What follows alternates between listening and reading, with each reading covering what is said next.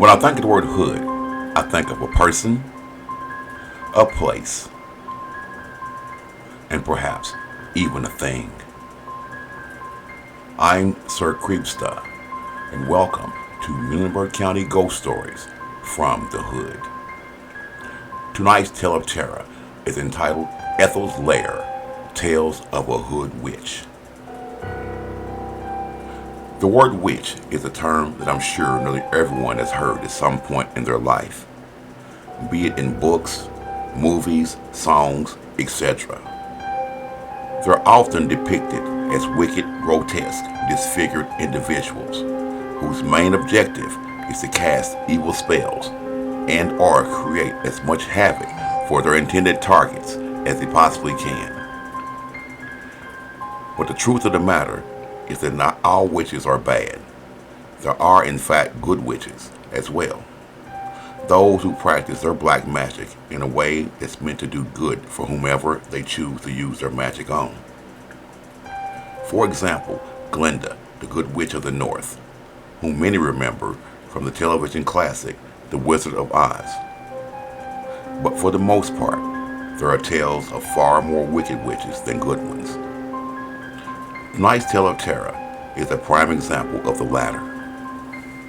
So, sit back, relax, grab some snacks, and be terrified by yet another Muhlenberg County ghost story from the Hood.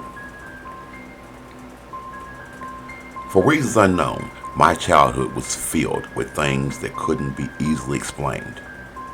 Why so many things took place during my childhood in the small town of Central City still remains a mystery to me, even to this very day.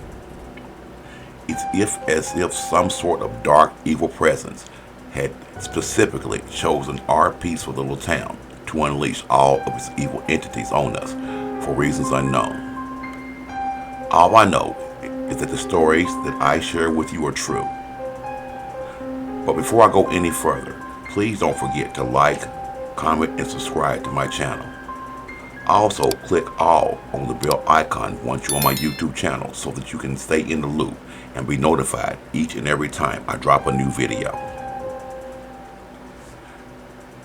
The particular year in story takes place was around 1979. At that time, I was a sophomore in high school, living life to the fullest and enjoying every moment of it. For the most part, nearly everything that my friends and I did for fun revolved around the outdoors.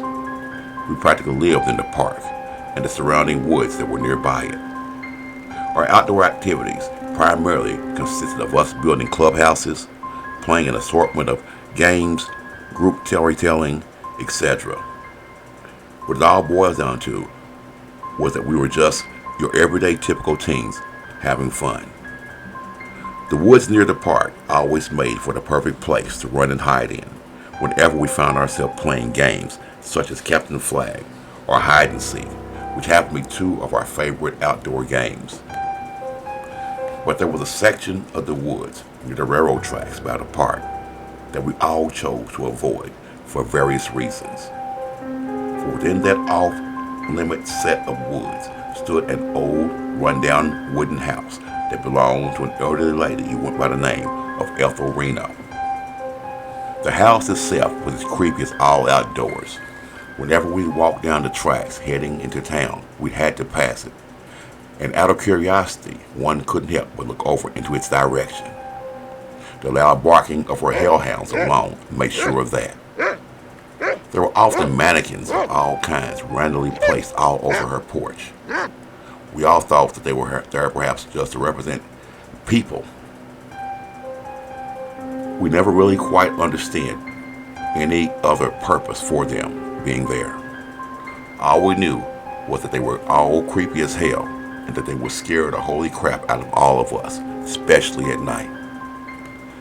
Ethel was a widow, reason being that many years before we knew of her, she had sadly lost her husband to a train accident on the very set of tracks that we walk up and down daily. Because of her husband's death, she was rumored to have been one of the wealthiest people in the hood, due to the fact that the railroad company was said to have paid her dearly for the accidental death caused by the trains of her husband. Nonetheless, one would not know this from the looks of her, and how raggedy she would always dress. At first glance, you would think that she was just the poorest person in the hood. What made us think that her even more so was the fact that she would go into town daily and ravage through all of the trash cans in the town's alleyways, gathering whatever was available out of as many of them as she could, food included. But the reason that many of my friends, myself included, had labeled Ethel as perhaps being a witch or dabbing into black magic wasn't because of the way she lived, looked, or dressed. That was irrelevant. Our reasons went far deeper than that, as you soon will discover based on the story that I'm about to share with you. Ethel's Lair was one straight out of a Stephen King novel. There were strange objects hung from the branches of her trees, along with flickering lights that we would see while walking down the tracks late at night. There were also strange unknown sounds that we also could hear coming from her lair within the late hours of the night. One particular summer's night, back in 1979, my friends and I were all hanging out in the park. It was a group of us around 11 chilling, from what I remember, when out of nowhere one of the guys brought up the idea of us playing a little Captain Flag just to kill some time. So we all gathered together and split the gang up into two groups, one with 5 guys and the other with 6. Quite naturally, I happened to be on the short end of the count. So because we had one less guy on our team, the other team allowed us to possess the flag first, while they counted to the usual 100. At that time, all of our gang took out running in different directions of the hood. After about 30 minutes into the game, myself and another one of my friends had made it back down by the park, hiding in the woods right next to it. Having been there crouched down in the woods for about 5 minutes or so, we started to hear voices of some of the opposing team coming from across the ditch near the park. We could barely overhear them telling one another that they were unable to track down any of our guys, so they were about to throw in the flag and call it quits. But right before they had the chance to do so, my friend whispered to me that he thought he heard something in the woods. It was pitch black dark inside the woods, so visibility was almost non-existent. I told him that I didn't hear anything, that he must have just thought he did. Then out of nowhere, the two of us heard a screechy voice coming from directly above us, telling us both to get off of our property and get out of our woods or else. We both fearfully turned and looked upward, and to our surprise, it was none other than the infamous Hood Witch herself, Ethel Reno. How she had managed to sneak up on us in the dense dark woods without having made a sound scared us to death. We slowly raced up and ran out of the woods into the park as quickly as we could.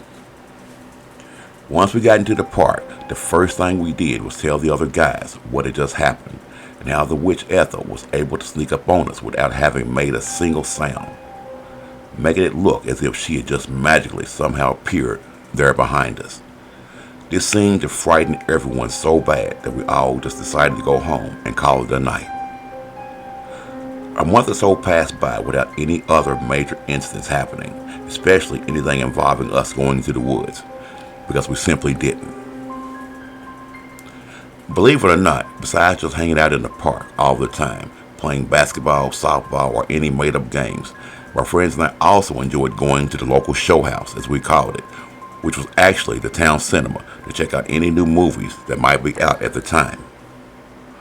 On one particular night, one of my closest friends and I had decided to go and check out a new movie called The Amityville Horror.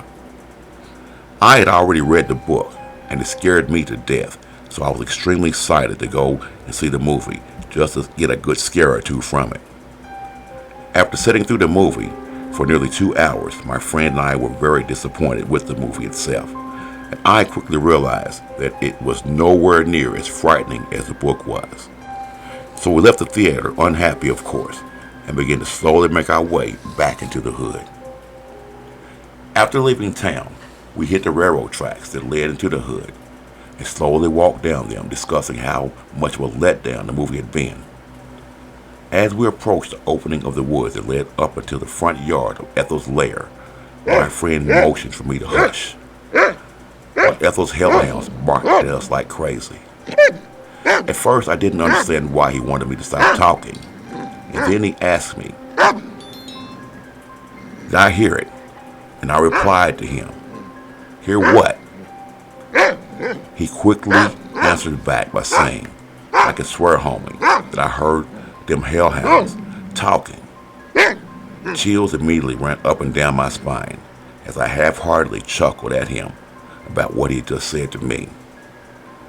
As we walked a few feet more, the hounds continued to bark wildly at us, sounding as if they wanted to eat us alive. And to my surprise, out of nowhere, I too thought I heard voices faintly coming from beyond the compounds of Ethel's lair. And they sounded like human voices talking amongst one another about the people walking down the tracks, who just happened to be us. My friend and I both thought that we overheard them telling one another between barks that someone is coming down the tracks. And then to our surprise, a third hound could be heard saying in between its barks, yeah, it is, I hear them too. At that moment, my friend and I looked at one another, took in a deep breath, and hauled ass down the tracks, running as fast as our legs would carry us. And once we had reached the point where the two of us would typically go our separate ways to our homes, we shouted out our goodbyes to one another, and we didn't stop running until we had safely made it home. After arriving home, I called my friend to check up on him and to let him know that I would be getting with him the next day.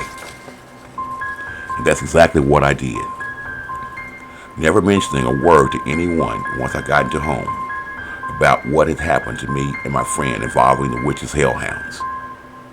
From that point on, many of my friends started taking the roads that led into town rather than deal with the tracks, just from pure fear of having to pass by Ethel's lair, especially at night. For it was then that things around the Reno house seemed to be the most active, such as the loud dogs barking, or appear to be silhouettes of people we saw from a distance while on the tracks going into our yard, but not ever seen them come back out of it the whole time we were sitting there. Time would pass by, and in the winter of 1980, I would find myself walking down the tracks heading into town. As I glanced over at Ethel's lair, I thought that I could see someone sitting on their porch right next to one of her mannequins, but I wasn't 100% sure, so I proceeded to go on into town.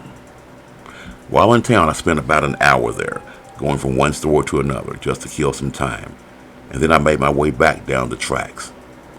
As I got closer to Ethel's lair, I could see that an ambulance was parked out in the church lot across from her house. As I proceeded to get even closer, I will see that the first responders coming back across the tracks with a gurney and a body on it covered up. The body I saw would turn out to be that of Ethel Reno. Apparently, she had sat out on her porch and had frozen to death, according to a few people from around the hood that lived nearby at the time. With the loyal hellhounds all surrounding her body, appeared to be guarding it. In time, the hounds seemed to just disappear without a trace. And all the strange events that had went on around the Reno lair for years would come to an end as well. Not long after her untimely death, her lair will be completely demolished, and everything that reminded us of Ethel Reno will be gone as well, leaving us all with only memories of the infamous Hood Witch. But a word to the wise: if you're ever down by Gish Park, especially at night, and you decide to step off into the woods to relieve yourself or for anything else, do so with caution, for you too may be greeted with a witch stalking and the voice of hellhounds talking while inside of their compounds. I'm Sir Creepsta.